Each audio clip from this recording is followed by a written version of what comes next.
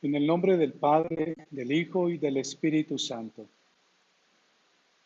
Dios y Señor nuestro, que quieres que todos los hombres se salven y lleguen al conocimiento de la verdad, mira la abundante mies de tu iglesia y envíale obreros que anuncien el Evangelio a todas las naciones, y que tu pueblo, convocado por la palabra de vida y sostenido por la gracia sacramental, avance hacia la salvación por el camino de la caridad.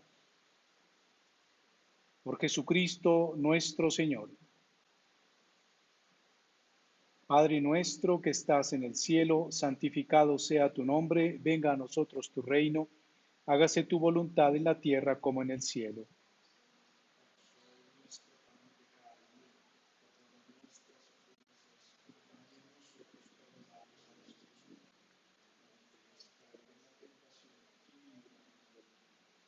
Ave María, llena de gracia, el Señor está contigo. Bendita tú eres entre todas las mujeres, bendito es el fruto de tu vientre Jesús.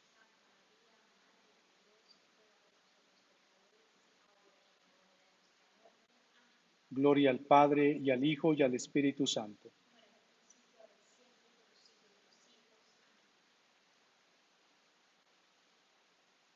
Quiero que en esta catequesis veamos un poco esta primera imagen que se llama vida bienaventurada. Y como dice la oración, hay dos componentes que se le piden al Señor en esta oración. Nuestro Señor quiere que todos los hombres se salven y que lleguen al conocimiento de la verdad. Dos valores que se piden en la oración y que es una oración de la Iglesia, una oración que se hace desde el Papa hasta el último fiel en el lugar más recóndito del globo terráqueo. Por eso comienzo esta catequesis con esta imagen de vida bienaventurada, porque hay dos ingredientes, dos conceptos que hoy son importantes tomar en cuenta. El que el hombre se salve y que llegue al conocimiento de la verdad. Voy a iniciar con un texto del Evangelio de Lucas. En el capítulo 23, Jesús está en la cruz y tiene a dos hombres, a uno al lado y lado, también crucificados. El Evangelio de Lucas los menciona como malhechores. Dice en el versículo 39, uno de los malhechores crucificados lo insultaba diciendo: ¿no eres tú el Mesías? Sálvate a ti y a nosotros. Pero el otro lo reprendió diciendo: ¿no tienes temor de Dios, tú que sufres la misma pena? Lo nuestro es justo, recibimos la paga de nuestros delitos, pero él, en cambio, no ha cometido ningún crimen. Y añadió: Jesús, cuando llegues a tu reino, acuérdate de mí. Jesús le contestó: te aseguro que hoy estarás conmigo en el paraíso.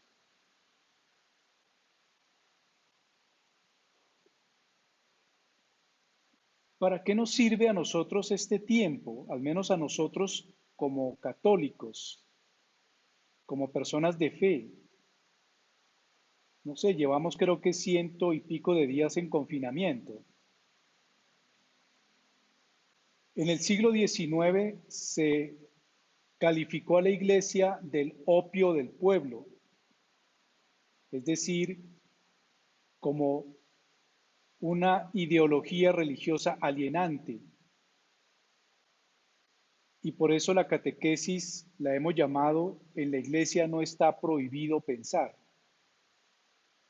Primero, porque es el hombre el que debe ser consciente de su salvación. Y segundo, porque si hay algo que pedimos en la iglesia es que todos los hombres lleguen al conocimiento de la verdad. Y eso implica un acto y un ejercicio de pensar. Alguna vez un filósofo cristiano decía que Dios quiere que entremos a la iglesia y que nos quitemos el sombrero, pero no la cabeza. Y que en la iglesia no se somete la inteligencia. Al contrario, se le prepara a las personas para que con actitud humana y adulta no se eximan del deber de pensar. ¿Cómo es de importante que nosotros hoy tomemos este tiempo para hacer algo que ya no es solamente un deber, sino un compromiso? Pensar. Y pensar porque otros, si no lo hacemos, lo van a hacer por nosotros. Y entonces hay una imagen muy relevante para mí. Tú en la vida eres o brújula o veleta. Si eres brújula, tú eres autor y responsable de tus decisiones. Si eres veleta, vas de acuerdo al movimiento de los vientos que haya. Irás según el movimiento de los vientos que haya y hacia allá te moverás. Y hay dos conceptos que quiero participarles hoy. El primero se refiere al que aparece muy estrechamente unido a nuestra libertad y a nuestro juicio. El verbo griego lo utiliza como kairos y nosotros lo llamamos como tiempo de Dios. Y el segundo tema será los signos de los tiempos. Esos dos conceptos van estrechamente unidos. Nosotros cotidianamente definimos la vida según el tiempo y vivimos según el tiempo, pero es un tiempo que es cronológico. Lo medimos, lo cuantificamos, pero muchas veces no sabemos qué hacemos con él. Simplemente lo quemamos. Y eso es lo que estamos haciendo en este tiempo de confinamiento. Antes del confinamiento nos programaban el tiempo. En nuestros trabajos, en nuestras labores, estábamos programados. Nos levantamos a esta hora desayunamos, a esta hora salimos al trabajo, en el trabajo lo hacemos de tales horas a tales horas almorzamos. Todo estaba en función de el cronómetro del tiempo. Ya estábamos de alguna manera formados en ese tiempo. Cuando nos sacan de ese tiempo, nos hemos dado cuenta que muchos de nosotros no hemos podido organizar el tiempo y que de alguna manera hemos tenido más tiempo para usar, que es nuestro tiempo, que el que antes utilizaban otros con nuestro tiempo. ¿Qué es el tiempo para Dios? ¿Y qué es el tiempo para nosotros? Este tiempo de confinamiento nos invita a eso. El concepto griego de tiempo humano, tiempo de Dios, es diferente. Para nosotros prima el tiempo humano, para Dios prima el tiempo de Dios. Y por eso la lectura de este texto bíblico. En el escenario de este texto bíblico hay un malhechor que en un momento define su vida, en un momento, que para nosotros puede ser quizás 5 minutos, 10 minutos, media hora, pero para Dios ha significado la vida de este malhechor. Uno de ellos simplemente dice, si eres rey, sálvate y sálvanos también a nosotros. Pero el otro lo reprende diciendo, ¿no tienes temor de Dios?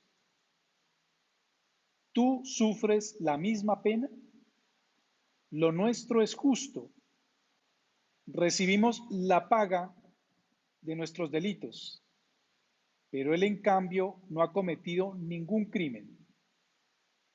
Esta reflexión que ha hecho este malhechor le ha dado para salvar su vida. El otro, que ha visto en este momento una manera de rescatar su situación, ha sido cuestionado por el otro malhechor. Y Jesús se dirige al segundo diciéndole, te aseguro que hoy estarás conmigo en el paraíso. En un momento, estas dos personas, llamadas malhechores por el Evangelio, definen toda su vida. En un momento.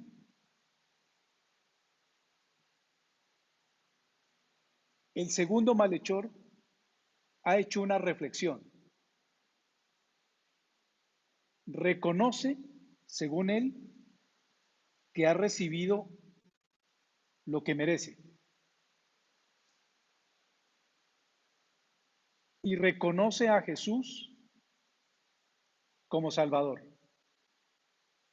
Y le pide que le comparta el reino en el cual precede Jesús. Y Jesús le confirma, hoy, tiempo de Dios, estarás conmigo en el paraíso. ¿Alguna pregunta surgía de esta reflexión? ¿Será que una persona, al arrepentirse en el último momento, se salva? ¿Así haya sido malo durante toda la vida? Y entonces por eso aquí no se puede equiparar el tiempo humano con el tiempo de Dios. El tiempo de Dios es de naturaleza cualitativa, indeterminado. El tiempo humano se mide por el paso de las horas, de los minutos, de los segundos.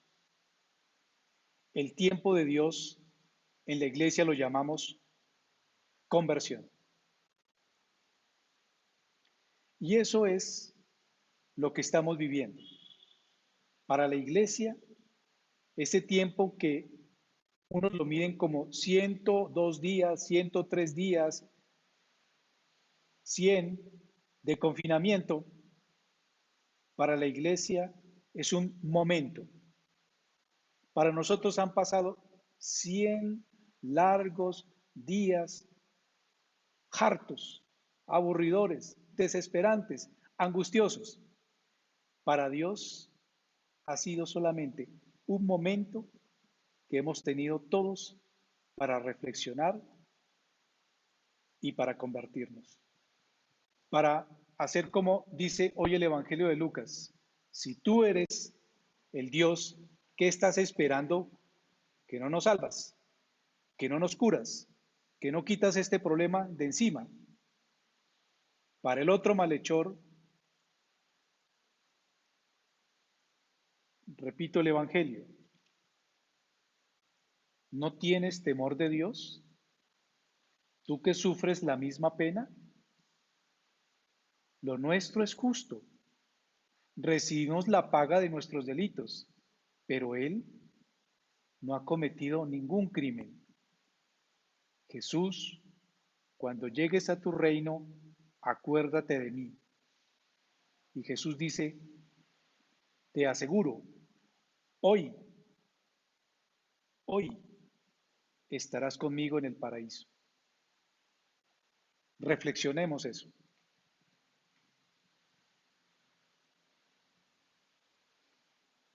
El apóstol Pedro, en su segunda epístola, nos dice, que el tiempo de Dios no es igual que el tiempo humano, que para nosotros 1000 años, para Dios es un ayer que pasó, un soplo. Esto se llama Kairos. El tiempo de Dios es un eterno presente. El tiempo humano será tortuoso en la medida en que nosotros no reconozcamos el regalo que Dios nos está dando durante estos momentos.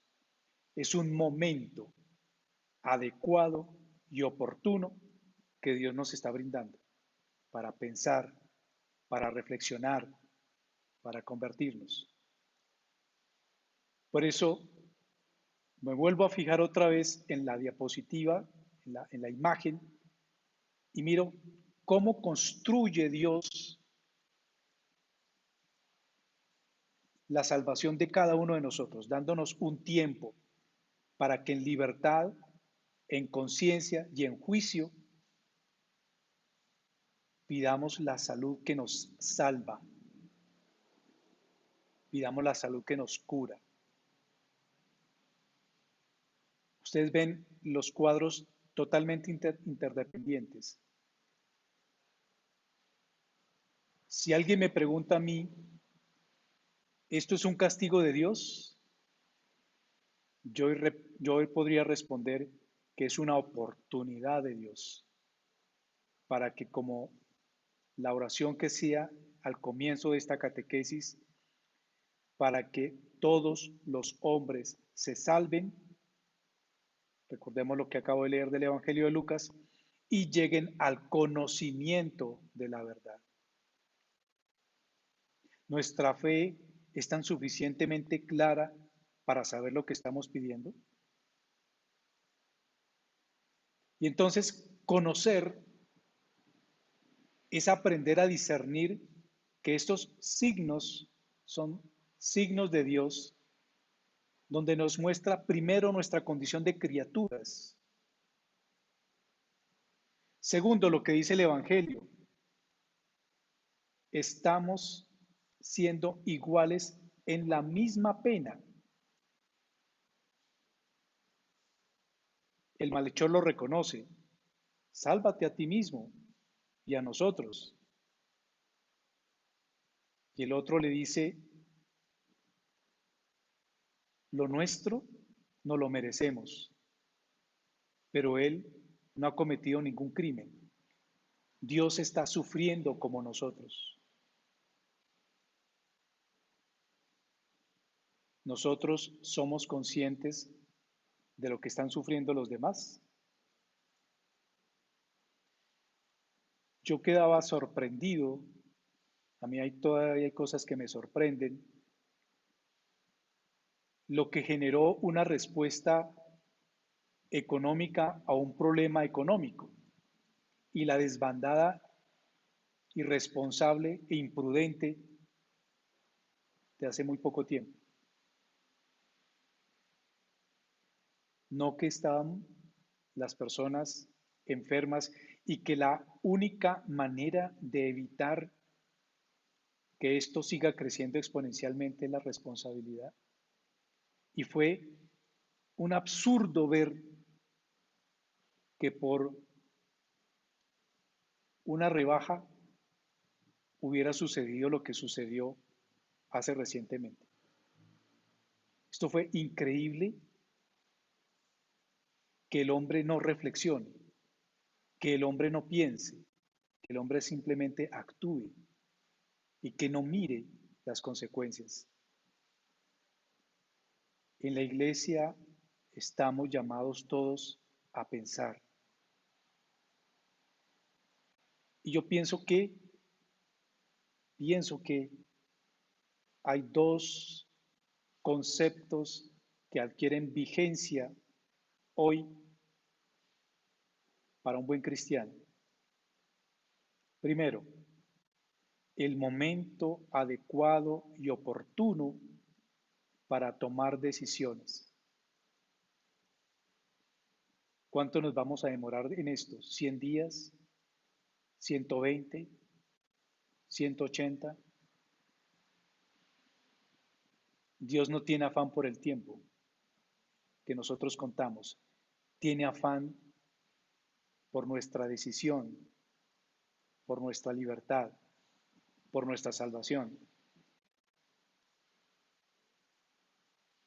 Si no leemos los signos de los tiempos,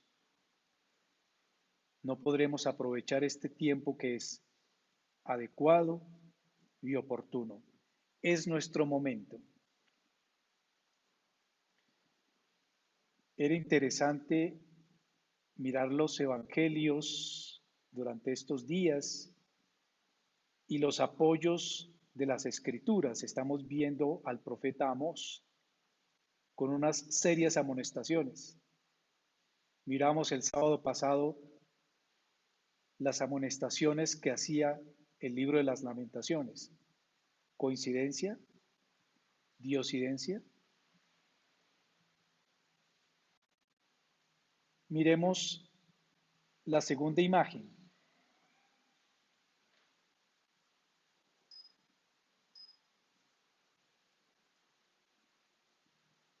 Es un tiempo de esperanza, un tiempo de decisión.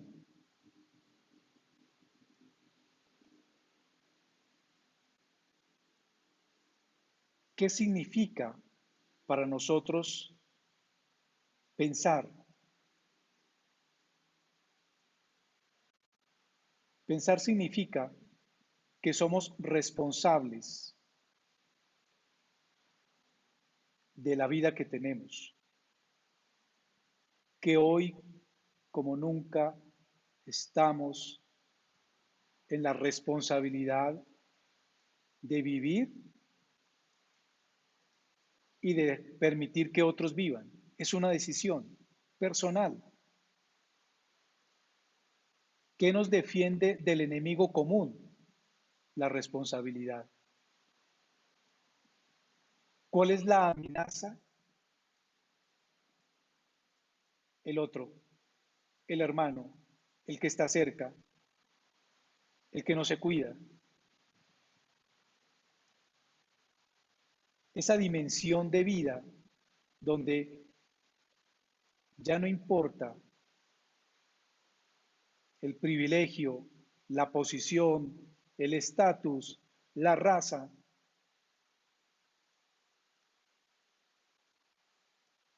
Una persona entró en ira y dolor por el asesinato de un hermano suyo. Sin embargo, pudo reunir otros cientos de hermanos suyos y no guardar las distancias y no guardar que el mejor cuidado que yo podía hacer de alguien que murió de forma irresponsable era cuidando de mis propios hermanos. Y sin embargo, violé todos los protocolos de seguridad, todas las convenciones y reuní a mis propios hermanos en una manifestación para protestar por la vida de uno y no cuidé de la vida de otros cientos tantos hermanos míos que estaban y que rompieron el protocolo de bioseguridad.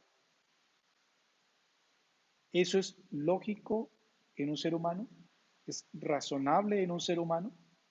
¿Qué estaba defendiendo ahí?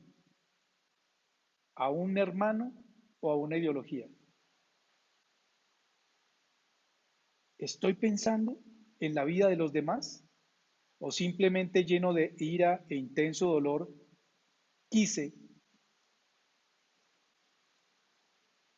defender algo que salía más de una ideología que de un respeto por la vida? No está prohibido pensar, es necesario pensar. Yo no puedo absolutizar mi existencia, pero sí puedo ver la realidad de que hay otros conmigo y que también hoy como nunca puedo ser consciente y responsable de otros.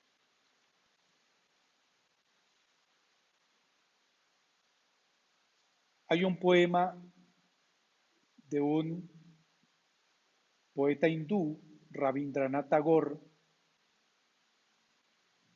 que dice lo siguiente: dormí y soñé que la vida era alegría. Desperté y vi que la vida era servicio. Serví y descubrí que en el servicio se encuentra la alegría. Este lema de este poeta hindú era también el lema de la Madre Teresa de Calcuta.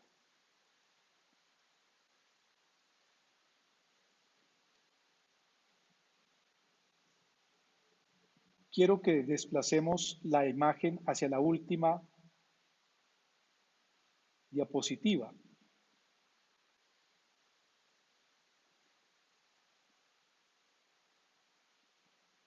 ¿Qué son los signos de los tiempos?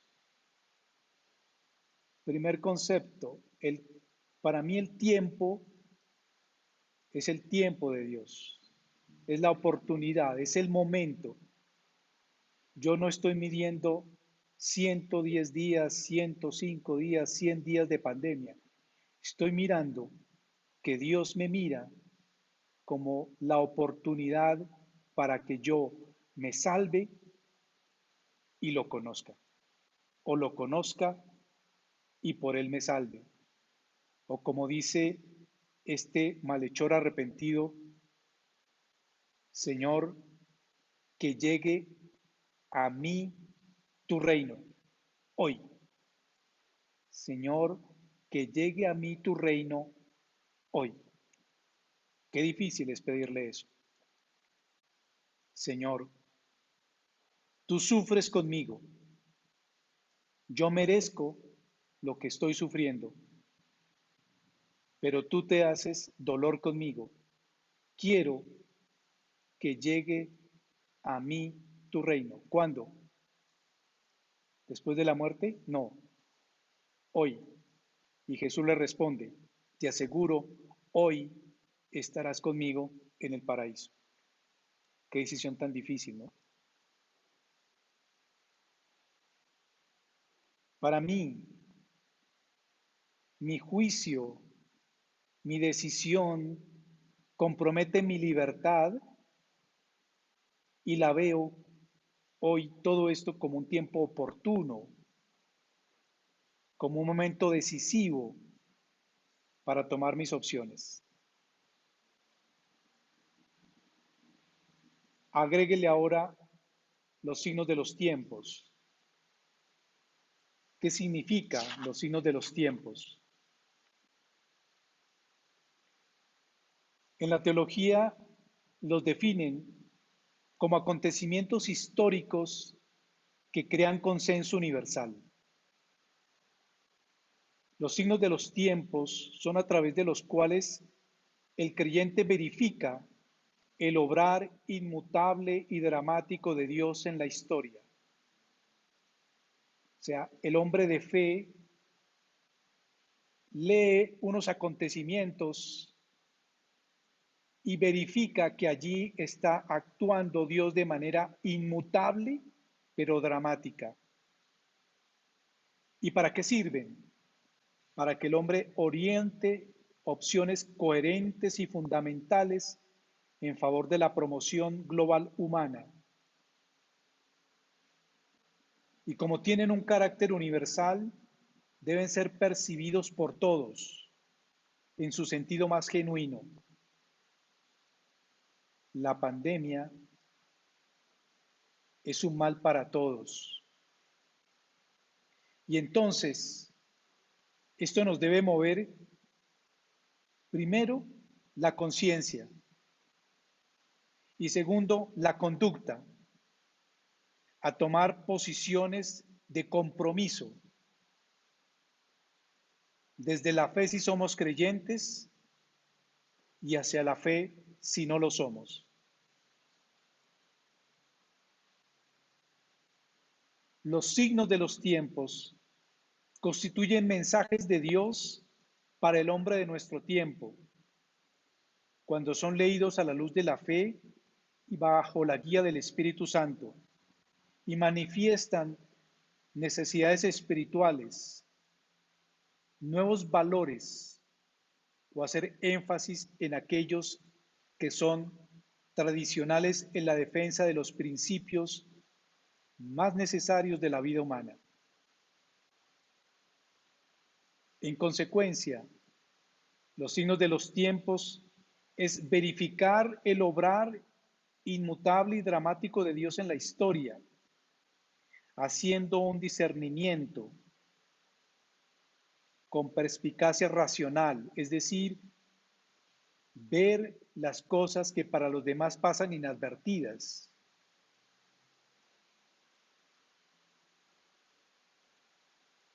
Hacer un discernimiento desde la solidez de la fe y desde un juicio prudente para descubrir el querer de Dios y orientar al creyente hacia opciones coherentes y fundamentales, y mover la conciencia y la conducta cristiana hacia tomas de posición y compromiso desde la fe y hacia la fe.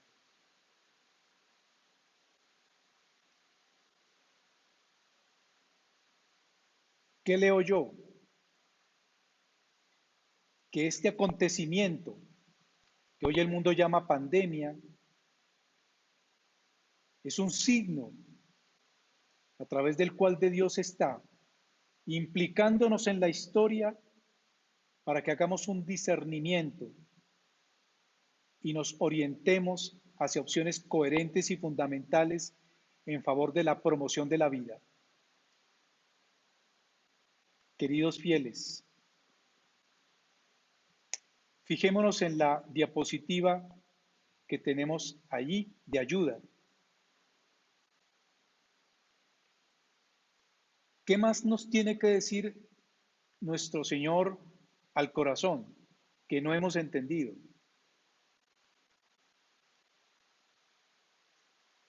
Si leemos el siglo XIX, siglo XIX, siglo XX, trascendentales en la historia humana. ¿Las leímos? Entre 1917 y 1940 suceden acontecimientos que cambian la historia humana. En 1917 sucede algo maravilloso, y es que la Madre del Señor se toma el corazón de muchos fieles y elige lo que siempre el Señor elige, a los que menos tienen importancia, a los menos relevantes. No escogió ni a científicos ni a sabios, sino a 3 humildes niños, en un sitio que no conocía nadie. Si a alguien le preguntan dónde queda Cova de Iría, si no es por la fe, nadie lo ubica en el mapa. Y pone en alerta a toda la comunidad humana sobre los errores que era urgente corregir y que no se expandieran. Los leímos como signos de los tiempos, reflexionamos sobre ellos. Después de esto suceden dos catástrofes y calamidades humanas, dos guerras, entre 1914 a 1918 y entre 1939 y 1945. Si hubiéramos leído esos signos de los tiempos, si hubiéramos aprovechado ese momento, quizás la libertad, la decisión y el juicio hubieran evitado esas catástrofes y esas calamidades. ¿Por qué las advirtieron los signos de los tiempos? Porque si miramos esa imagen que tenemos allí, el hombre venía de unas situaciones que estaban llegando a su límite. Siglo XIX, las monarquías en los grandes países dominantes eran la forma de gobierno. Y ahí vemos qué caracterizaba a esas monarquías. Y por eso ustedes ven en la parte superior dos imágenes. Una de una brújula y otra de una veleta.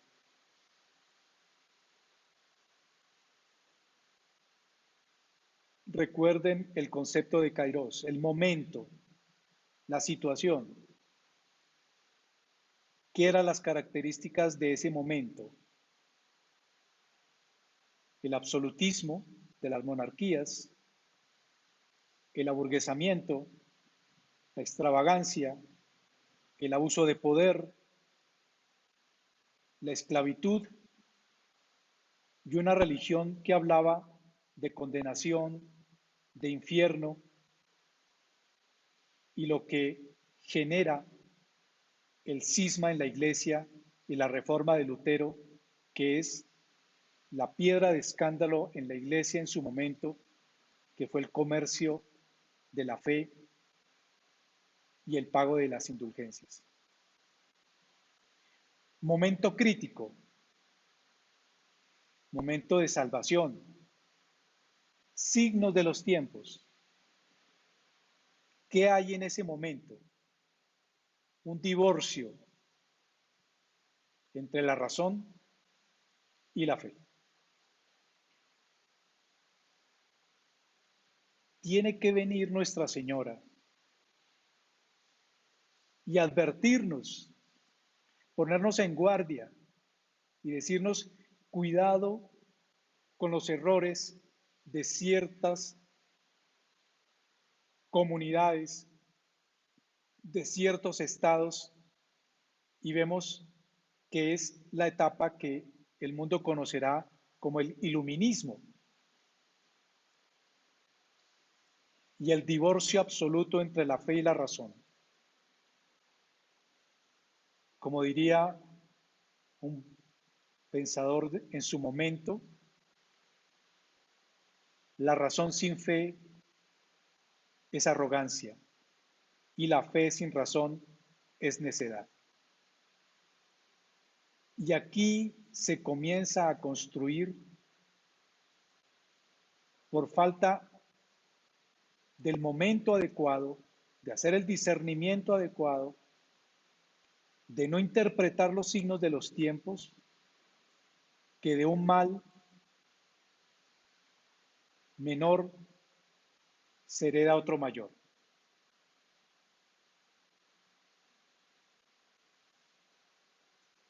Entonces, estas generaciones no aprendieron. Y no sé si nosotros vayamos a aprender de esta pandemia. Pasamos de una situación de opresión por estados monárquicos absolutistas a dos ideologías y corrientes marcadamente también opresoras de la comunidad humana.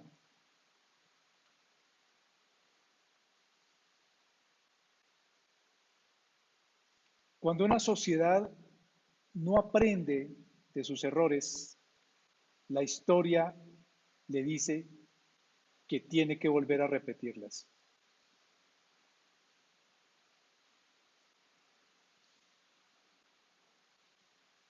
Quiero que pensemos, porque cómo nos gusta la fe basada en el menor esfuerzo. Cómo nos encanta la fe en la que Dios hace y nosotros le agradecemos, lo alabamos y pasamos testimonios hermosísimos de todo lo que Él hace. Y entonces, ¿para qué nos dio conciencia, voluntad, albedrío, conciencia de decisión, de juicio? ¿Para qué tenemos todo eso? Si cada vez que vienen las calamidades, miramos para el cielo y como este malhechor dice, ¿no eres tú el Mesías? Sálvate a ti mismo y a nosotros. Y el otro le contesta, ¿no tienes temor de Dios? Tú que sufres la misma pena, lo nuestro es justo. Dios envió este castigo, recibimos la paga de nuestros delitos, pero Él en cambio no ha cometido ningún crimen. Cuando alguien me decía, ¿por qué Dios no está haciendo nada? La humanidad está sufriendo. Cada vez que el ser humano creyente se ve en problemas, Dios nos maldice, nos castiga y no hace nada. Y la responsabilidad nuestra, ¿dónde queda? Qué fácil es pedirle a Dios que termine con la pandemia. Y estoy seguro que Él lo puede hacer. Pero qué difícil es para nosotros hacer de la fe un motivo de reflexión y un kairos, fruto de un juicioso discernimiento de los signos de los tiempos. Quiero invitarlos a pensar, porque vamos a ver las consecuencias de no haber hecho un buen discernimiento de los signos de los tiempos, algo que Nuestra Señora nos lo advirtió. Es que las apariciones de la Virgen no es para que nos quedemos contemplando, no es para que nos quedemos mandándole videos al otro y mire, se apareció la Virgen, sino para que entendamos por qué ella tuvo que hacer lo que tuvo que hacer y por qué 100 años después, 2017, aún no hemos entendido lo que ella nos quiso decir y nos devanamos los sesos que muestra el tercer secreto. Que qué pasó con el secreto, que por qué el Papa no lo lee, cuando fue suficientemente explícito lo que nos dijo desde 1917, desde más o menos marzo hasta octubre, que hizo el llamamiento. ¿Qué nos pidió que hiciéramos? ¿Qué le pidió en ese momento a los creyentes? ¿Y qué de eso que pidió, Kairos, conversión, qué se ha hecho de eso que ella pidió en 1917? ¿Qué se ha hecho hasta hoy de eso? Para que estos signos de los tiempos sean ese momento oportuno, esa lectura de fe que nos invita a nosotros que hay que hacer lo que dice hoy el Evangelio, lo que nos advierte el profeta Amós, lo que reproducía el libro de las Lamentaciones, lo que el Señor Jesús nos ha venido diciendo durante todos estos días en el Evangelio de Mateo, desde el capítulo 5 hasta el capítulo 8 que hemos leído. ¿Cuál es el juicio que hemos hecho nosotros de esos signos que el Señor nos está mostrando? Qué bonito es la fe piadosa, pero qué preocupante es cuando no se hace lo que la oración pedía hoy. Señor, que todos los hombres se salven y lleguen al conocimiento de la verdad. Señor nos está hablando. ¿Qué estamos esperando nosotros de la pandemia? Que se acabe pronto para seguir haciendo lo mismo que hemos hecho. ¿Qué estaba esperando el Señor cuando Nuestra Señora en 1917 avisó de algo? Cuídense de los errores de este país. Segundo, conviértanse, porque hay muchas almas que se están perdiendo. ¿Qué se ha hecho de eso? ¿Qué lectura hicimos? Nos quedamos en el aspecto celebrativo y no hemos operado lo que ella nos dijo a través de estos tres pastores. ¿Ha operado la fe? Aprendimos de esos dramáticos sucesos de 1914 a 1918, de 1938 a 1945. Sucedieron dos situaciones muy difíciles, de las cuales creo que hoy el mundo no sale, porque ahí está polarizado la sociedad hoy.